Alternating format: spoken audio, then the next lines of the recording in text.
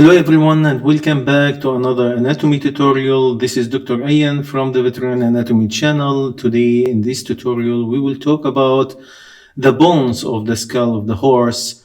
So let's get started. So let's start now with the dorsal view of the equine skull. In the dorsal view, as you can see here, we can see again we forgot actually to mention the nasal bones there, yeah? So remember that we have also one of the facial bones called the nasal bone. It's also paired. We have one on the right side, one on the left side. They form the dorsal wall of the nasal cavity. So here we have the frontal bones, right and left. Here we have the parietal bones, and the interparietal bone is this one located in this area here. Here in this view, we can also see what's called the external, let me just zoom in, the external sagittal crest. So here, this projection, if we move to the side, you will find it as a projection. Can you see that? So this projection here, called the external sagittal crest. Okay? Now from the external sagittal crest to the side here and on the other side, this other projection which looks like a line called the temporal line. Let's move to the dorsal view one more time. You will find two temporal lines on each side. Okay, one on each side. So this is a temporal line and this is another temporal line. And this area here, which looks like a fossa, called the temporal fossa. So we have one there, one this area here called the temporal fossa. This is the origin of the temporal muscle, which is one of the mastication muscles. So the temporal muscle starts from the temporal fossa and has also its origin from the temporal lines here, and inserts finally, of course, to the coronoid process of the mandible, which we will look at later. So temporal fossa here. Okay. Now, again, before we move to the other view, I would like to show you the sutures. We talked about them before. It's a kind of joint we can find only in the skull between the different bones of the skull. It has this zigzag-like shape between the different bones of the skull. Okay.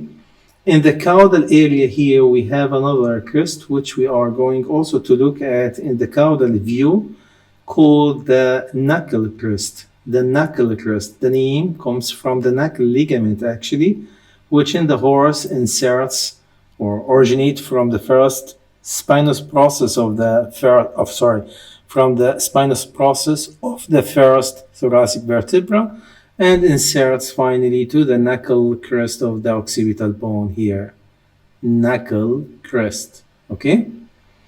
Good. So let's move. Of course, I will move to the lateral view very soon, but before we move there, I just want to tell you that there is a mistake here.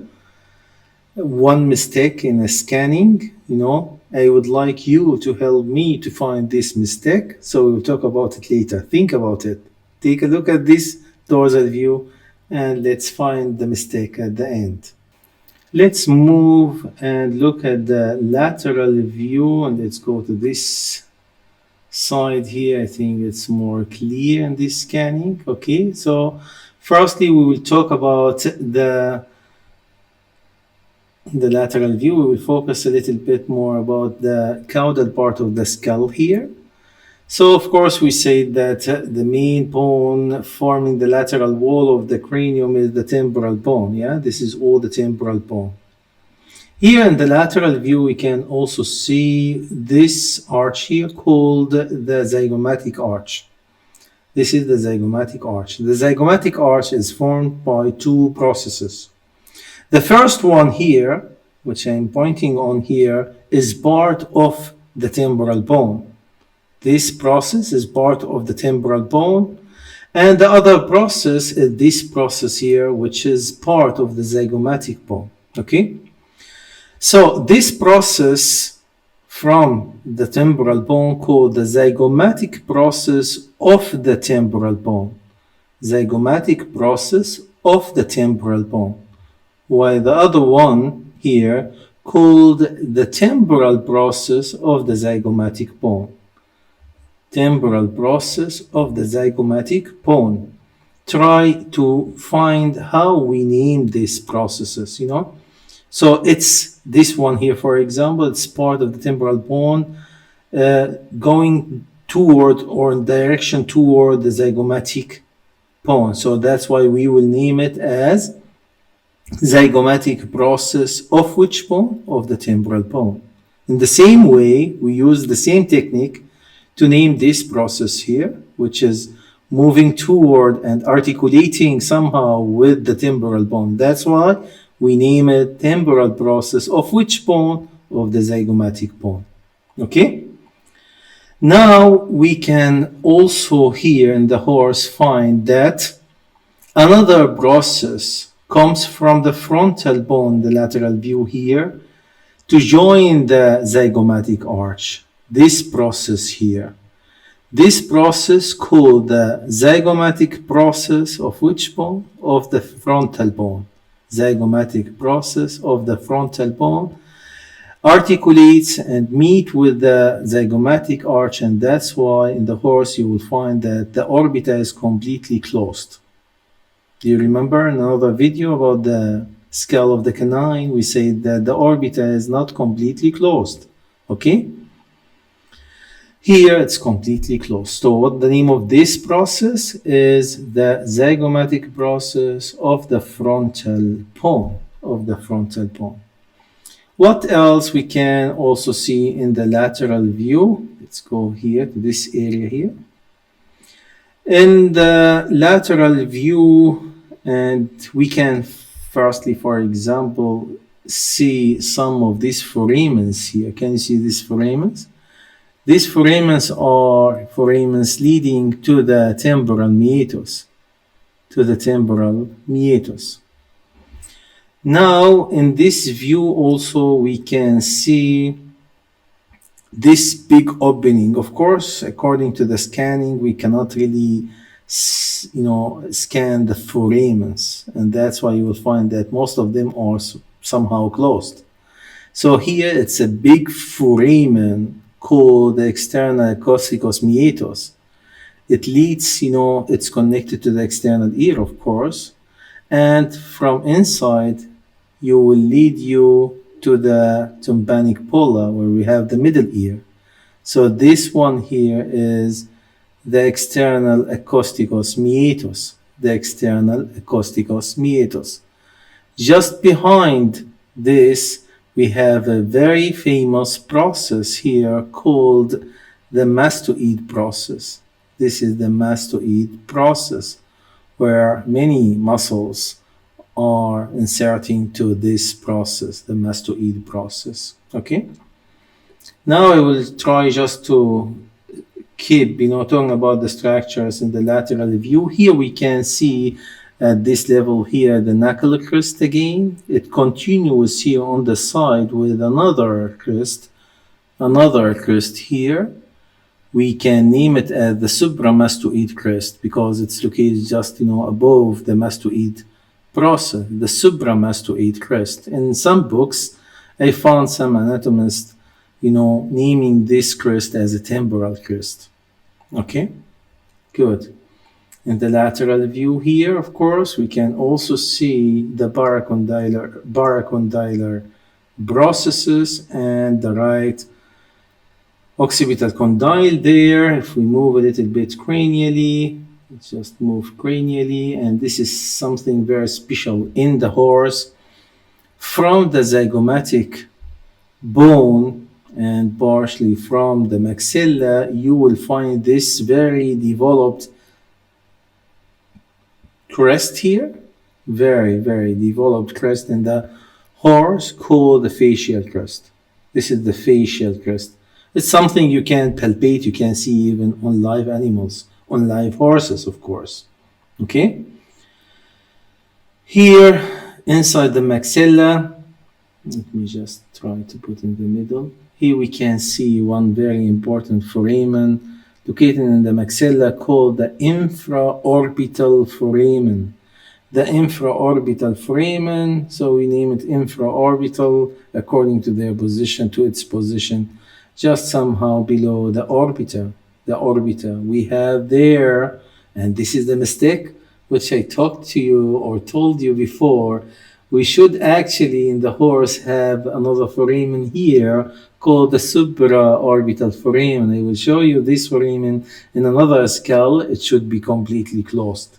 Okay, it's not closed here. I think it's a scanning mistake. So what is the name of this foramen? Just above the orbiter, called the supraorbital foramen. We have one on each side, of course. Let's go back to the lateral view. Okay, so we say that this is the facial crest. If we move a little bit cranially, we can see here the incisive bone, and from the incisive bone we have a process extends and articulates with the nasal bone, this one here called the nasal process of the incisive bone, the nasal process of the incisive bone. And between, in this case, between this process or between the incisive bone and the nasal bone, we can see and name this notch here called the naso-incisive notch. Naso-incisive notch, because it's formed between the incisive and the nasal bone. Okay?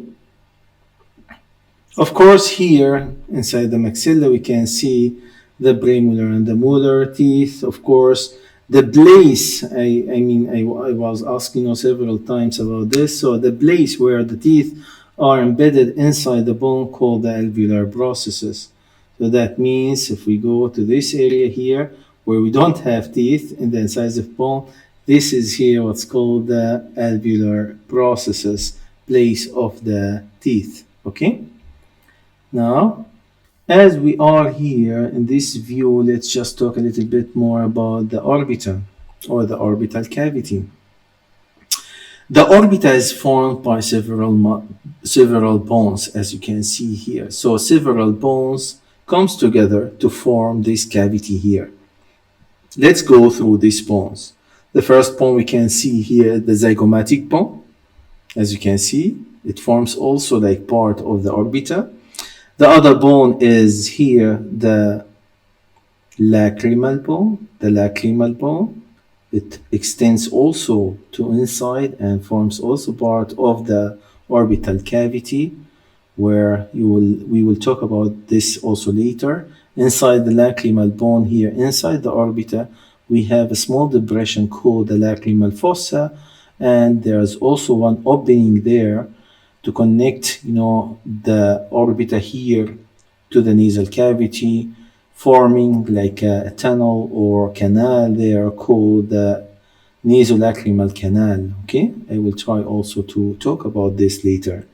Another bone which we can see here forming also part of the orbita is this bone, the frontal bone. If you follow it, you will find that it forms a big part of the orbital cavity. So this is all the frontal bone. If we go a little bit inside, and if you remember, we talked about another bone in the depth there. Let me just go to this area here. Can you see that? So we talked about the palatine bone, and we say that here we have the horizontal plate, and if you follow it, we can see the perpendicular plate of the palatine bone. So this is all the perpendicular plate of the palatine bone.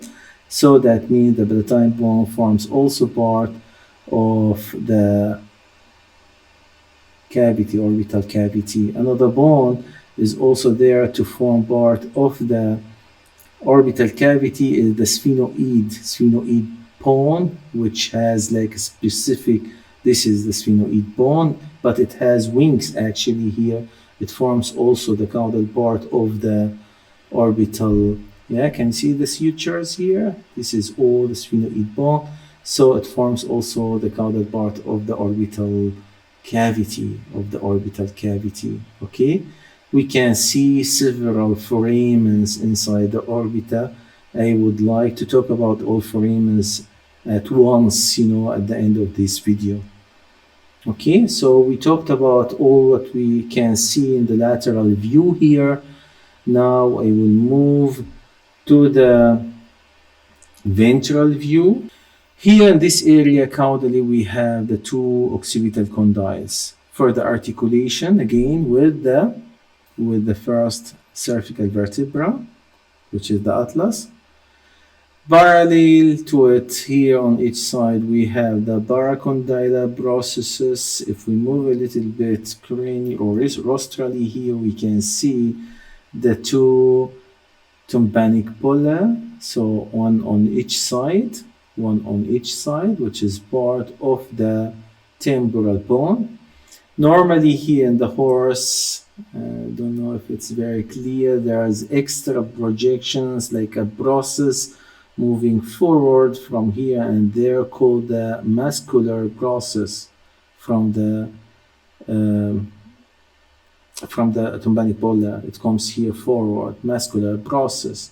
At the same time, and this is also very important, we can see another process in this area here. I will just try to zoom in. This process called the styloid process. The styloid process. Between the styloid process and the mastoid process, which we described before, so this is the mastoid process and this is the styloid process. Between them here, we can find the foramen. Can you see that? So this foramen called the stylomastoid foramen because it's located between the styloid process and the mastoid process. Stylomastoid foramen. Okay, I'm trying just to combine what we are talking about here. So projections, foramens, and so on. Okay, in the ventral view here, guys, we can see a very smooth surface here in a kind of a depression here in this area here. And normally you will find that this is the part of the skull where the mandible comes and articulates. So we are talking about this part here, called the mandibular fossa. This mandibular fossa of the skull articulates with the condylar process of the mandible to form the jaw joint. Yeah. So this normally in live and fresh samples, you will find this fossa covered with articular cartilage, called the mandibular fossa, and it's for the articulation with the mandible. Just behind this fossa, you will find this projection here, called the retroarticular process. Yeah, from the name, retro, behind, articular, so behind the process, behind the articular surface. Retroarticular process. So if you move to the complete ventral view here, you will find the two, just a minute like this. So this is the two fossae here and there. This is the mandibular fossa. And we have the projection just behind it called the retroarticular process. Just behind the retroarticular process, if we zoom a little bit in here, we can find another foramen located just behind the process, and it has the same name. So we will name this foramen as retroarticular foramen. Again, should not forget this. We have the mandibular fossa for articulation. Behind it, we have the retroarticular process. Behind it, we have the retroarticular foramen. Okay? Good. Let's move back to the ventral view, just like this, and stick to this view here. Okay. And before we move forward, let's talk a little bit and finish all the foramens which we can see here. In this area here and just rostral to the occipital condyles, you will find two foramens on each side. These two foramens called the hypoglossal foramen, or in some books they name them as hypoglossal canal. This is the exit of the hypoglossal nerve, which is the cranial nerve number 12. Hypoglossal nerve. And comes through what the name of this foramen? The hypoglossal foramen or hypoglossal canal. Normally, as we described in another animal, we have several other foramens at the base of the cranium.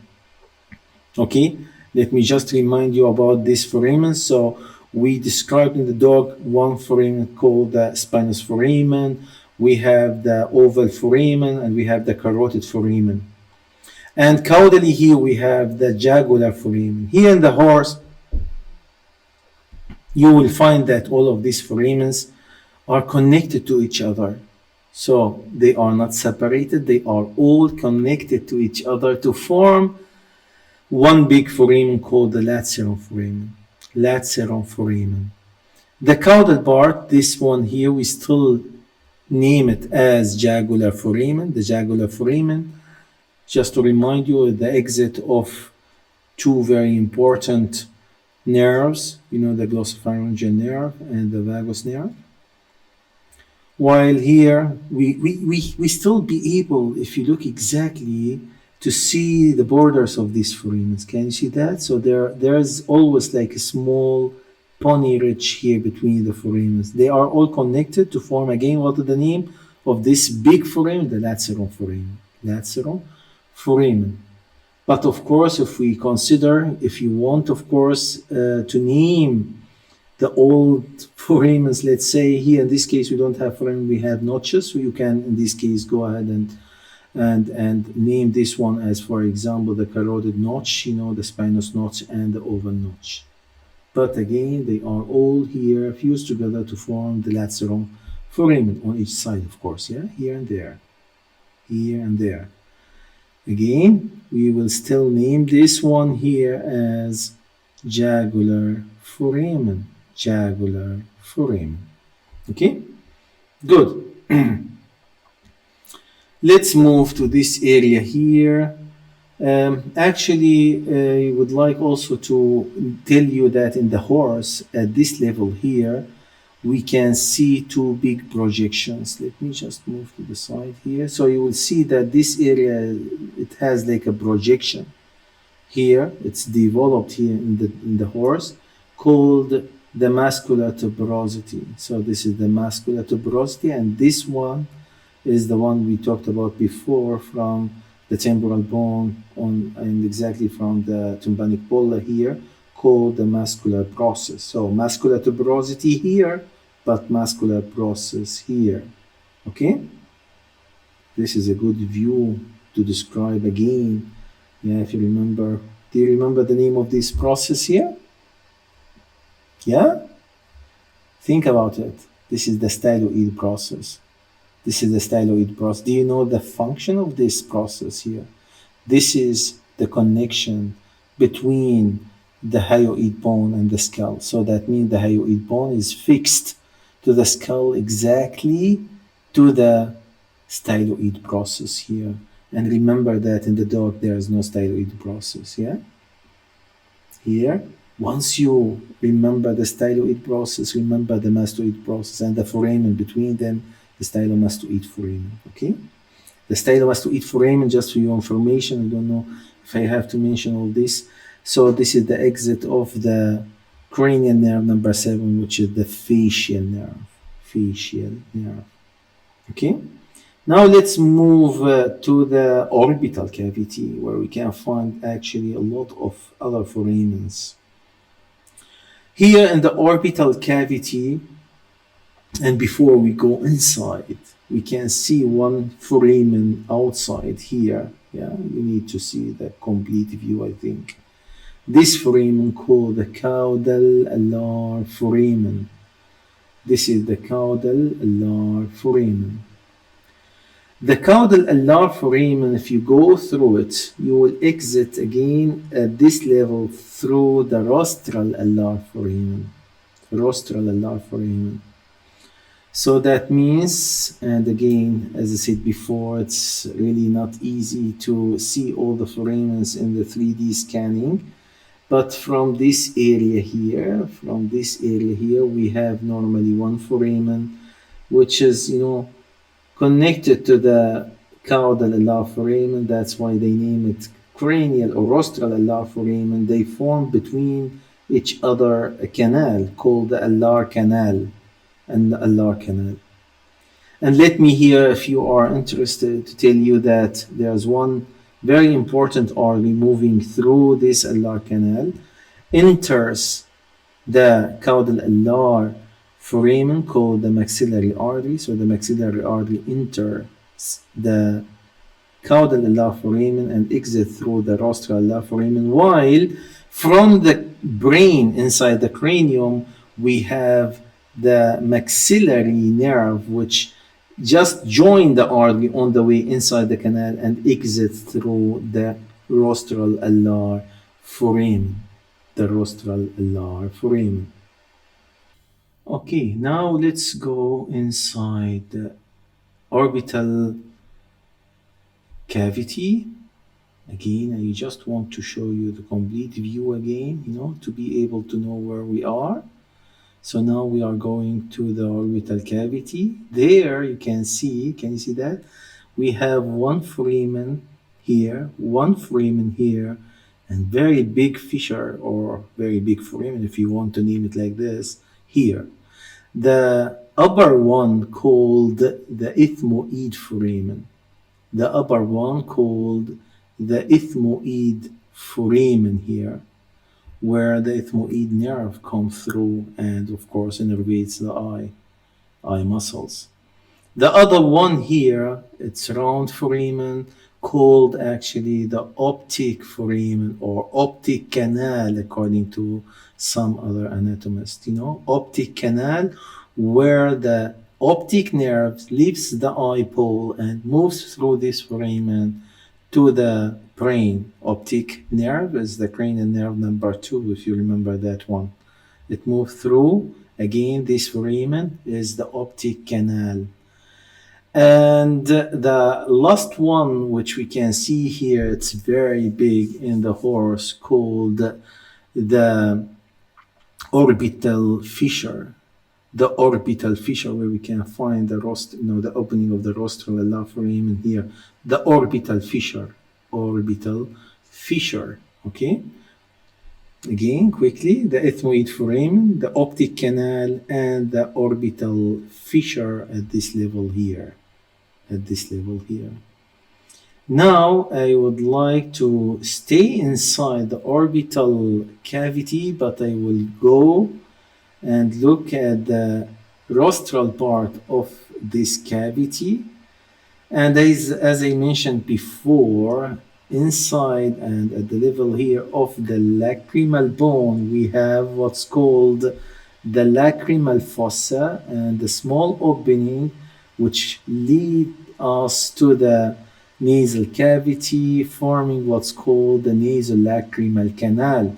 Nasolacrimal canal, or inside it, of course, you will find the nasolacrimal duct, which is responsible to transport the tears from the eye to the nasal cavity. And that's why if you cry, you will find, of course, that you have fluid from your nose, and these are the tears actually moving from the eye toward the nasal cavity through the nasolacrimal canal. There are a lot of clinical cases related to this canal.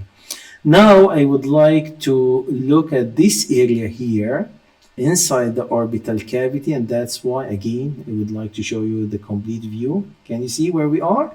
So I will go to the orbital cavity all the way here in the depth. You will find normally, and this scanning is also, of course, not good, you will find 3 foramens in this big fossa here. The biggest one is located inside the maxilla.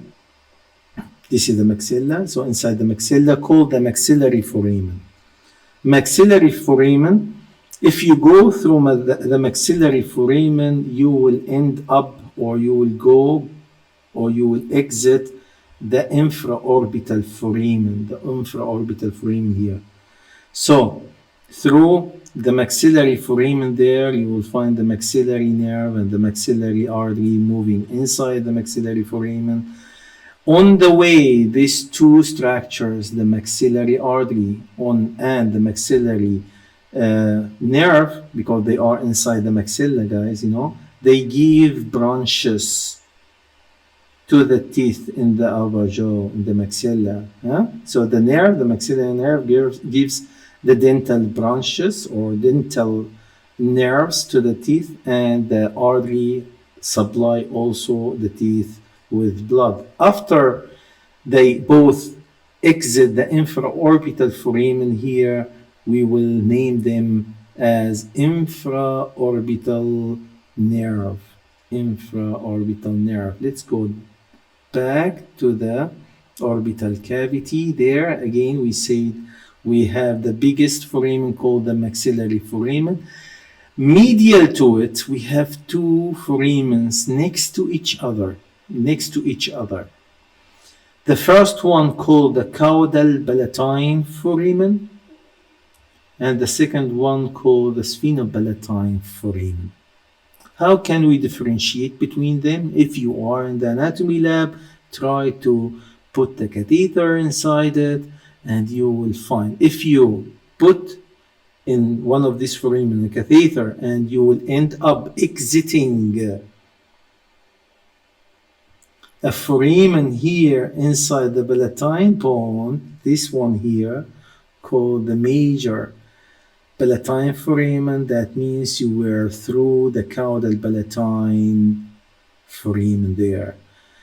If you put the catheter and you end inside the nasal cavity, that means you were inside the sphenopalatine foramen. Again, guys, we have the maxillary foramen in this depression here, maxillary foramen into the maxilla and finally to the infraorbital foramen, and we have two other foramens here, the caudal palatine foramen and the sphenopalatine. Sphenopalatine leads us to the nasal cavity, the caudal palatine foramen leads us to the major palatine foramen. Okay, now let's continue with the ventral view here. So let's put the bone like this. Okay, now here we have, again, just to remind you, the horizontal plate of the palatine bone. Here we have the palatine process on each side, palatine process of the maxilla, and cranially here, or rostrally, sorry, we have the palatine processes of the incisive bone. Next to palatine process of the incisive bone, there are two openings here and there. We will name them as the palatine fissure. So palatine fissure, of course, the process here is somehow broken or not good scanned. We have like it's connected here, yeah, and there. Okay, so next to it on each side we have a fissure opening between, let's say, of course it's closed with soft tissue, but I mean it's open in the bone here, called the palatine fissure. If we move a little bit cranially, you will find that there is a foramen here between the two incisive bones called the interincisive canal. The interincisive canal, which we can also see on the, let me just show you in the other view here. So this is the exit of it, this is the interincisive canal, okay? What else? Did we forget anything here? Yeah, in some books they describe the ends of the palatine bone here toward, this area here. Let me just zoom in. This small process at this level here, they name it as the caudal nasal spine of the palatine bone, this area here. And of course, the big opening here is the posterior nares or the choana. Okay, here we can see the vomer bone. If we move to this area here and look at the rostral view, normally if the scan is very good, you can also see the rostral part of the vomer bone here.